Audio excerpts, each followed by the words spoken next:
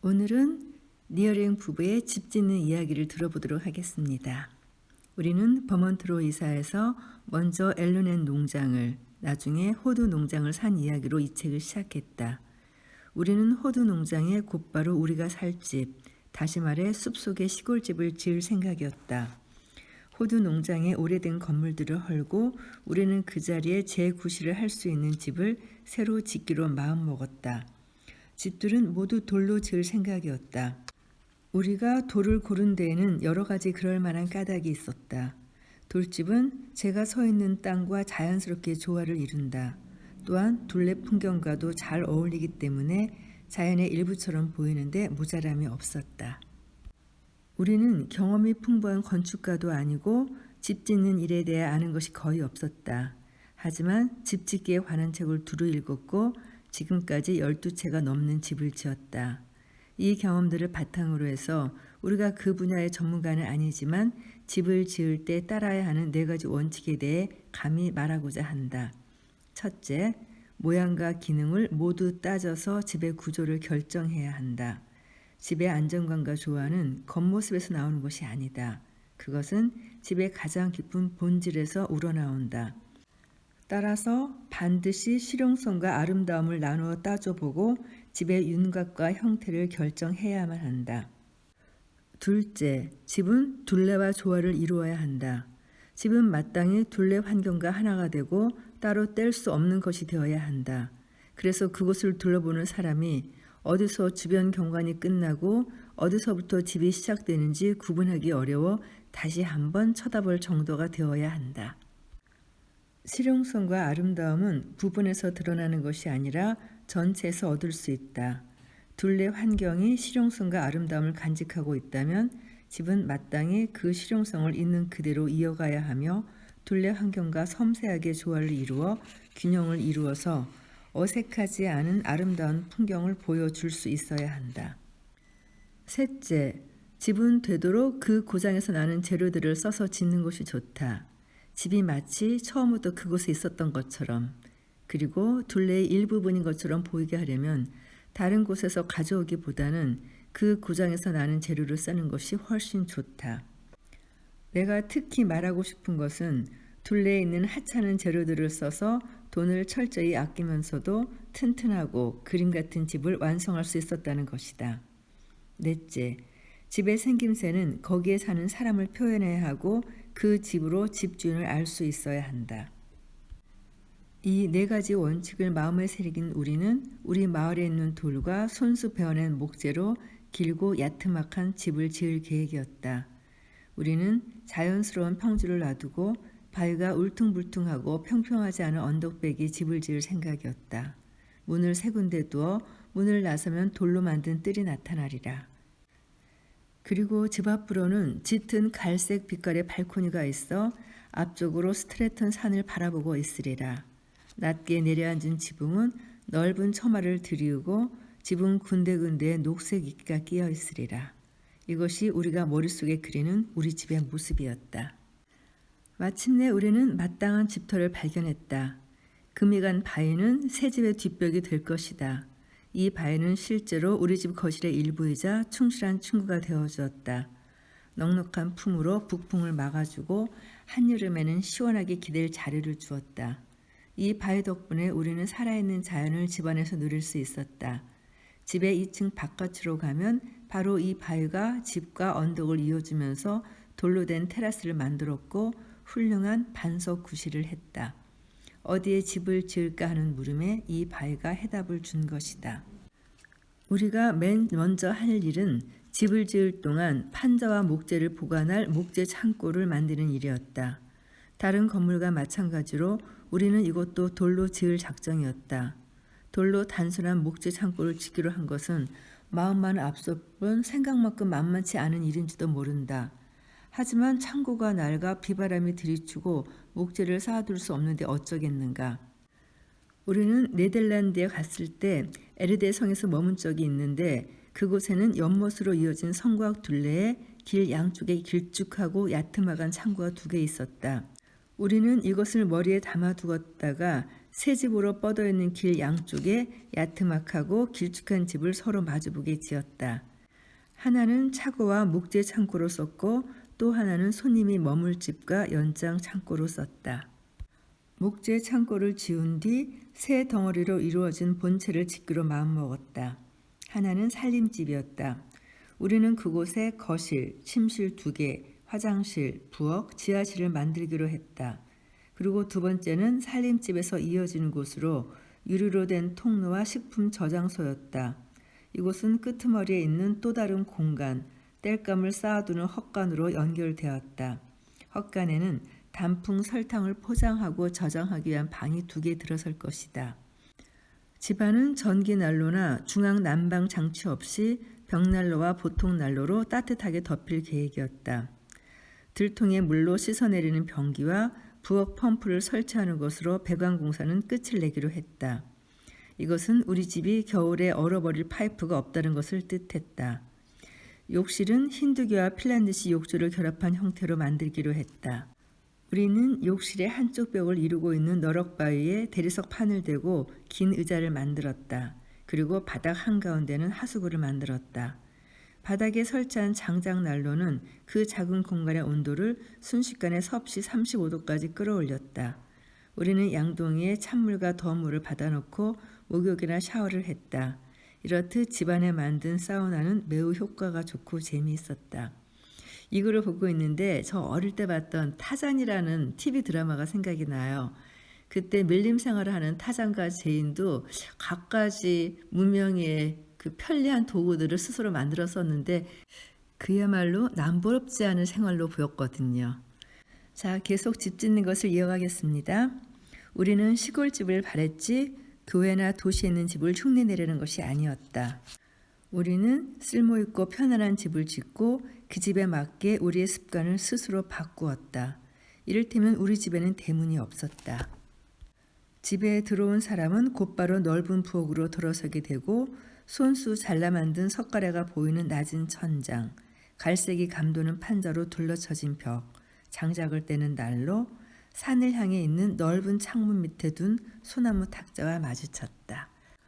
벽은 모두 나무판으로, 바닥은 돌로 마감되어 있었다. 간단한 세간살이들은 우리가 손수 만들었고 할 수만 있으면 어디든 붙박이로 고정시켜 놓았다. 우리는 돌로 건물을 지으면서 전체로는 플래그 시스템에서 배운 방법을 썼다. 플래그는 뉴욕의 건축가로 돈과 경험이 모두 모자란 사람이라도 자기 고장에 산 돌로 아름다우면서도 오래가는 집을 지을 수 있다고 믿는 사람이었다. 플래그는 작은 집에서 4가지를 주장했다. 첫째, 돌집은 낮게 지어야 한다. 왜냐하면 높이가 1.5m를 넘으면 그 위에 돌과 콘크리트를 쌓는 비용이 높이에 비례해 늘어나기 때문이다. 둘째, 지하실 공간은 할 수 있는 한 작게 하고 모든 바닥은 되도록 콘크리트로 만들어야 한다. 셋째, 집은 탁 트인 하나의 공간이 되어야 한다. 문틀과 창틀은 단단한 재료로 만든다. 돌과 콘크리트로 벽을 세우고 아무런 장식도 하지 않는다. 넷째, 벽은 다시 쓸 수 있는 거푸집으로 만들어야 한다. 여기에 우리가 겪은 것을 바탕으로 3가지를 덧붙이고 싶다. 다섯째, 지붕선을 되도록 단순하게 만든다. 지붕창을 만들거나 본래의 지붕 말고 따로 모양을 내는 일이 없도록 한다. 여섯째, 될 수 있는 대로 모든 것을 표준형으로 하는 게 좋다. 군더더기를 없애서 되도록이면 돈을 적게 들인다. 일곱째, 충분히 크게 만든다. 왜냐하면 돌벽을 한번 세우면 건물을 넓히려고 벽을 부수기가 쉽지 않기 때문이다. 니어링 부부가 일을 하는 것에서 가장 기본이 되는 건 항상 기본적인 원칙을 정해놓고 그 원칙을 지키는 방법을 찾아가는 과정이었던 것 같아요. 계속 이어가겠습니다. 우리는 눈앞에서 타오르는 불꽃을 좋아한다. 그래서 모든 방에 벽난로를 놓을 계획을 세웠다. 따뜻한 날씨에도 새빨간 불꽃이 춤을 추는 나무를 바라보고 있노라면 말로 표현할 수 없는 매력과 충만감을 느꼈다. 거기서 나오는 열기는 별것 아닐지 모른다. 하지만 타고 있는 장작은 대기에 활기를 주고 튀어오르는 불꽃은 둘레에 생기가 넘치게 한다. 날씨가 차다면 눈앞에서 타고 있는 불길은 사람에게 반가운 온기를 주며 타는 나무에서는 강렬한 향기가 난다. 제가 이 대목을 보고 얼마나 벽난로를 갖고 싶어 했는지요. 결국 벽난로를 가져봤답니다. 또한 우리는 집을 짓기에 앞서 지붕 문제를 자세히 의논했다.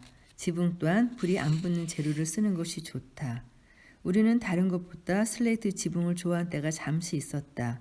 가까운 곳에서 슬레이트를 만들고 있었기 때문이다. 하지만 슬레이트는 지붕으로 올리기는 비용이 너무 비싸게 먹혔다. 또한 나무 널판은 불이 날 위험 때문에 쓸 수가 없었다. 석면으로 만든 널판은 바람이 세게 불면 들뜨고 금이 간다. 마침내 우리는 두 겹으로 주름이 진 아연 도금 금속으로 결정했다. 금속은 깔기 쉬웠고 불꽃 때문에 불이 날 위험이나 굴뚝에 불이 붙을 위험이 전혀 없었다. 그리고 서너 해마다 페인트 칠을 해주면 언제까지나 쓸 수가 있었다. 실제로 이 지붕에서 다른 흔적은 찾을 수 없었고 유지 비용은 거의 무시해도 좋았다. 또한 금속 지붕은 피리침이 없어도 건물을 보호해준다. 설사나 쇠 막대기를 지붕과 이어 땅까지 묻어주면 특히 덜 위험하다. 또한 우리는 느슨한 물매를 가진 지붕을 원했는데 금속 지붕을 덮은 덕분에 우리는 지붕의 물매를 더 낮출 수 있었고 삽질 한번 하지 않고 눈을 쉽사리 치울 수 있었다. 우리가 집 짓는 일을 마무리하고 가구를 들여놓는 데 적용한 기준은 바로 단순함과 편리함이다. 그리고 우리는 벽을 마무리할 때 나중에 회칠을 하거나 벽지를 바르지 않았는데 대신 필요한 곳에 소나무, 가문비나무 또는 참피나무 판자를 댔다. 우리 눈은 치장하지 않은 나무가 갖는 아름다움에 너무나 즐거워했다. 페인트 칠을 한 표면은 몸이 건조한 표면이다. 하지만 나뭇결과 무늬는 모든 것을 표현하고 있다. 이렇게 4해 동안 여름마다 재미있고 유익하고 보람있는 작업을 한 뒤에야 우리는 비로소 새 집으로 이사갈 수 있었다. 봄이면 우리는 시럽을 만들고 채소밭을 가꾸었다. 그리고 2월이 되어서야 집을 지을 시간을 낼 수 있었다. 처음에 집 짓는 구상을 하면서 집을 다 지으려면 대충 10년은 걸릴 것이라고 예상했다.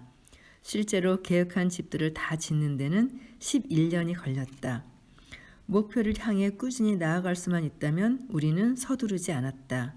시간이 나고 마음이 내킬 때만 즐거운 마음으로 일을 했다. 이런 점이 니어링 부부의 인생 원칙, 인생 철학인 것 같아요. 이제 집을 지었으니 먹고 살 일을 준비해야겠죠? 이어지는 내용은 농사 짓기입니다. 살림살이에서 가장 중요한 것은 양식을 마련하는 일이다. 벌이가 적은 집의 가계부에서 가장 큰 부분을 차지하는 것이 식비이다. 따라서 시장에서 식료품을 사는 대신 식구들이 먹을 양식의 대부분을 마련할 수 있다면 살림하는 데 돈이 적게 들 테고 그만큼 적게 벌어도 될 것이다. 그런데 밭에 나가 농사를 시작하기도 전에 우리는 어려운 문제 3가지에 부딪혔다. 그것은 버몬트의 기후, 심하게 비탈진 땅, 척박한 흙이었다. 그 가운데 우리가 풀어야 할 가장 큰 문제는 땅이 아니라 기후였다. 버몬트의 기후를 두고 11달 동안 겨울이 이어지고 나머지 한 달은 정말 춥다고 표현한 사람이 있었다. 즉 1년 12달 언제든지 서리가 내릴 수 있는 이곳. 이런 곳에서 곡식과 채소만 먹고 살려는 사람이 과연 제대로 목숨을 이어갈 수 있을까? 수몇 동안의 실험을 끝낸 지금 우리는 이 질문에 그렇다고 대답할 수 있다. 우리는 이런 기후가 가져다주는 한계를 잘 알고 있었다. 오래전 이 땅에 자리 잡은 사람들이 버몬트의 황무지를 개척했으며 이곳의 기후를 견뎌냈고 그래서 많은 식구를 걷어먹이며 잘 살았다는 사실을 우리는 알고 있었다. 농부들이 100년이 넘게 이 산골짜기에서 살아남았다면 우리도 얼마든지 살 수 있다고 마음먹었다. 하지만 조심스럽게 다가갔다. 그렇지 않으면 모든 것을 잃을 수도 있었다. 책을 읽으면서 생각난 건데요. 제가 사실 이 책은 굉장히 오래전에 읽었던 것이고 제가 시골로 내려와서 전원 생활을 하게 된 그런 마음의 소망을 품게 해줬던 책이었거든요. 그리고 제 유튜브 채널 이름도 책 골짜기잖아요. 저는 그 이름이 왜 생각났는지를 몰랐었는데 이 책을 보니까 항상 이 책에서 산골짜기란 얘기 나와요. 버몬트 산골짜. 그 단어가 머릿속에 남아 있어서 제 유튜브 채널 이름 할 때도 책 골짜기라는 이름을 명명했던 것 같아요. 계속해서 니어링 부부가 어떻게 이 버몬트의 기후를 이겨낸지 살펴볼게요. 우리는 집과 같은 높이에 있는 땅에 채소밭을 만들었다. 하지만 이웃들의 충고를 따라 1000m나 되는 피너클 산의 산등성이에도 채소밭을 하나 만들었다. 찬 공기는 높은 곳에서 골짜기 아래쪽으로 내려간다.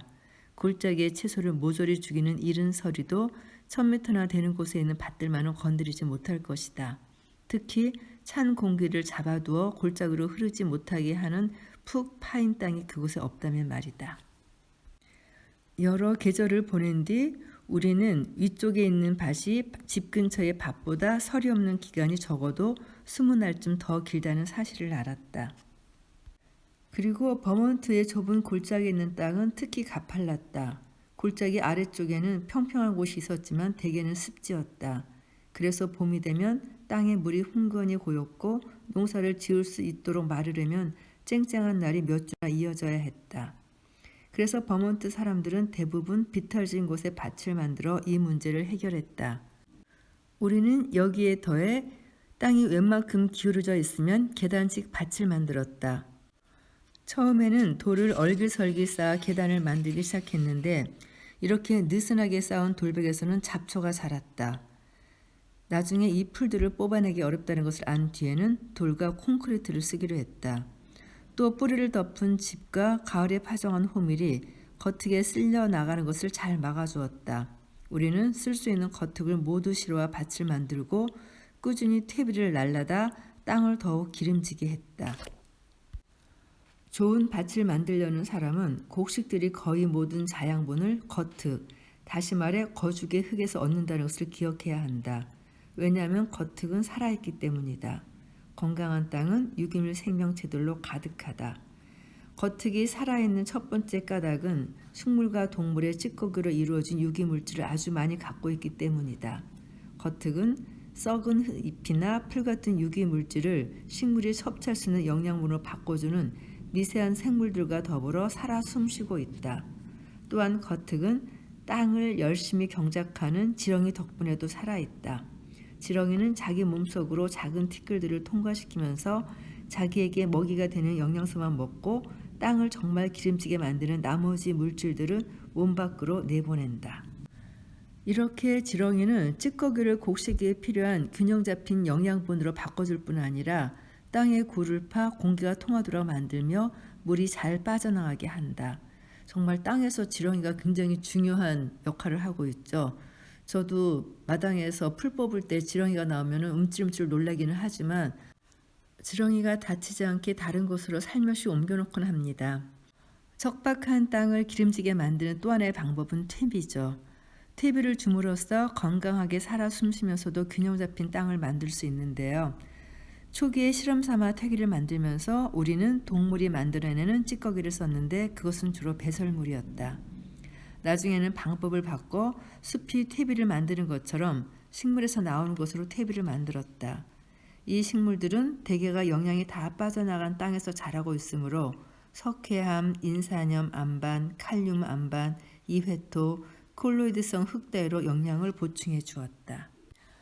퇴비를 만들기 위해서 우리는 퇴비 더미를 가로 세로 2m로 네모나게 만들었다. 중요한 것은 보름쯤이면 퇴비 더미를 다 만들 수 있도록 작게 만들어야 한다는 것이다. 그런데 퇴비 더미가 크기가 작으면 작을수록 그 안에서 나는 열도 줄어든다는 점을 알아야 한다. 퇴비 더미에서 나는 열은 잡초 씨앗을 파괴하고 해로운 균을 없애며 유기물질을 빠르게 분해시키는 중요한 구실을 한다. 또 날마다 집에서 나오는 쓰레기, 밭에서 뽑아낸 잡초, 둔덕에서 깎아낸 풀, 꽃밭에서 나온 잡동사니 따위가 있었다. 우리는 쓸 수 있는 유기물질은 하나도 헛되이 버리지 않았다. 제가 집에서 사용하는 음식물 처리기는 이런 약간 미니 퇴비 상자 같은 거예요. 그 안에 톱밥 같은 효소 가루가 있는데 거기에 음식물 쓰레기를 버리면은 같이 섞여서 분해되면서 전체적으로 이런 땅에 이로운 퇴비가 생기는 거예요. 제가 이걸 선택하면서도 왜 부엌 싱크대 밑에 설치하는 간단하게 갈아서 없애는 그런 것도 있잖아요. 그런데 그걸 선택하지 않고 좀 번거롭지만 이걸 선택했나 생각해 봤더니 역시 이 책에서 알게 모르게 영향을 많이 받고 제가 생활하고 있었던 것 같아요. 계속해서 이어지겠습니다. 밭농사를 짓기로 결정하면서 우리는 계획을 세우고 밭일을 순서 있게 하기 위해 몇 가지 간단한 방법을 썼다. 우리는 밭일 공책을 만들었다. 그 속에는 밭에 들어간 재료와 그 밖의 모든 정보가 적혀 있었다. 밭일 공책에는 내용에 따라 번호가 붙어 있고 그것을 하나하나 넘겨보면 작물을 심은 날짜, 여러 가지 씨앗의 종류와 원산지, 문제를 처리한 방법과 결과를 알 수 있었다. 우리는 퇴비 더미에도 번호를 붙였으며 밭일 공책의 한 곳에 퇴비 더미들에 대해서도 기록을 남겼다. 우리는 이 평범한 기록들을 가지고 우리가 밭질을 하면서 써본 여러 가지 방법 가운데 어느 것이 더 나은지 판단할 수 있었다. 이제 지난날 밭질을 하면서 우리가 지킨 원칙들을 다음과 같이 말할 수 있다. 한 해에 겨우 석 달만 서리를 피할 수 있는 밭에서 곡식을 가꾸어 한 해에 12달 먹는다. 가공하지 않은 신선한 음식만 먹는다. 완벽한 밥상을 차릴 수 있도록 여러 가지 채소와 곡식을 가꾼다. 땅에서 거둔 것을 통조림 따위로 만들어 보관하는 일을 되도록이면 줄인다. 시간이 흐르면서 우리는 이 네 가지 원칙들을 다 실천할 수 있었다. 이 네 가지 원칙 가운데 가장 어려웠던 것은 한 해 내내 밭에서 신선한 음식을 얻는 일이었다. 이 문제를 우리는 두 가지 방향으로 접근했다. 하나는 제철에 나오는 음식을 먹는 일이었다. 우리는 눈이 사라지자마자 방풍나무를 캐러 나갔고 한 달 남짓 동안 하루에 한 끼는 방풍나무를 먹었다. 그렇게 방풍나무를 먹으면서 녹말과 당분을 충분히 섭취할 수 있었다. 그러고 나면 한 달 반이나 두 달 남짓 동안 골파, 양파와 함께 아스파라거스 철이 이어졌다. 아스파라거스 철이 끝나기도 전에 시금치, 무, 겨자, 양상추 철이 시작되었다. 그리고 완두콩, 강낭콩, 호박이 그 뒤를 이었다. 곡식 수확이 절정에 이르는 철에는 옥수수, 토마토, 콩, 브로콜리, 샐러리가 나왔다. 가을이 다가오면 양배추, 겨울 호박, 순무, 당근, 배추, 시금치가 나왔다. 처음으로 감자와 마른 콩도 먹을 수 있었다. 이 밖에도 배, 자두, 사과 같은 과일도 먹을 수 있었다. 눈이 내려 밭을 온통 하얗게 뒤덮고 땅이 얼면 지하에 있는 채소 저장소로 갔다. 그곳에는 채소 뿌리, 양배추, 겨울 호박, 감자, 당근, 순무, 양파, 샐러리 뿌리, 파슬리 뿌리, 배, 사과가 저장되어 있었다. 추위에 강한 채소들은 늘 싱싱했고 그래서 눈이 녹을 때까지 먹을 수 있었다. 눈이 녹을 때쯤 되면 우리는 다시 방풍나무를 캐다 먹었다. 이렇게 12달을 한 바퀴 돌면서 우리는 정말 다양하고 신선한 음식을 먹을 수 있었다. 지금까지 밭농사에 대해 얘기한 것은 거의 채소에 관한 것이었다. 하지만 이것들 거의 모두가 꽃이나 과일에도 그대로 적용된다. 꽃 가꾸기에서 크게 성공하려면 채소와 마찬가지로 저마다의 꽃한테 필요한 것을 만족시켜 주어야 한다. 하지만 밭질의 기본은 같다.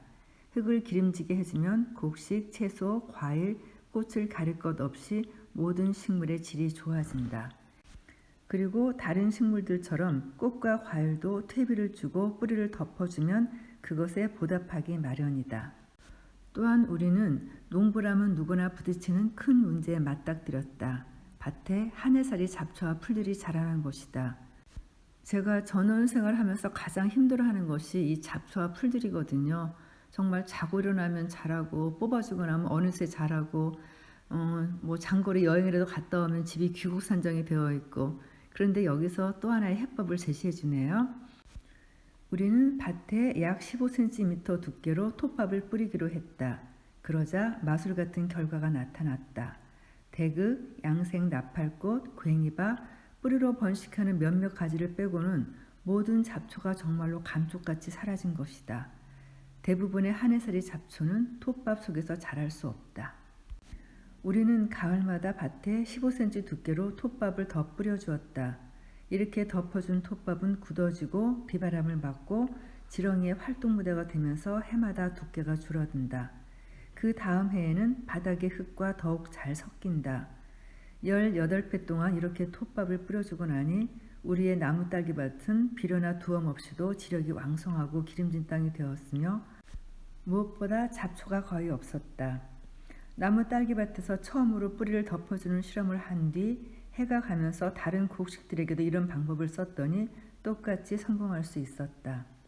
식물의 뿌리를 덮어주는 것은 다음과 같은 목적에서이다.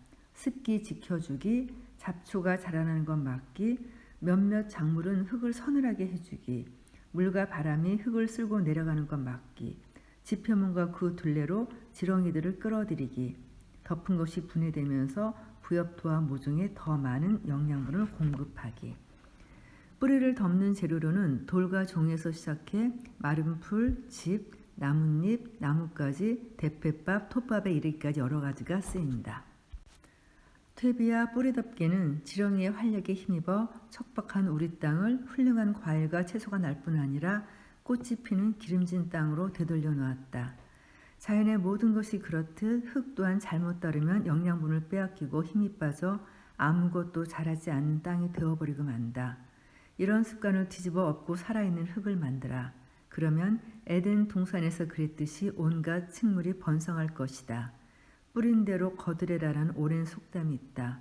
좋은 땅을 1분의 1만큼 이 속담이 잘 들어맞는 곳도 없다.